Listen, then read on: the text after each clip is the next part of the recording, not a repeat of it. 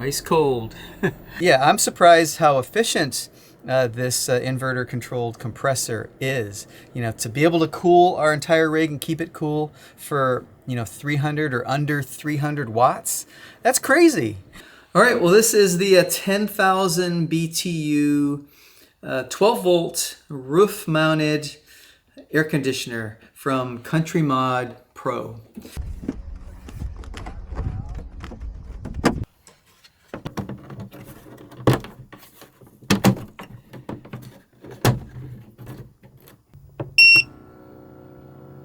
Pulling in 300 and something watts of solar to match that, and my battery is still at 100%, so this thing just runs all day and doesn't really affect the battery at all.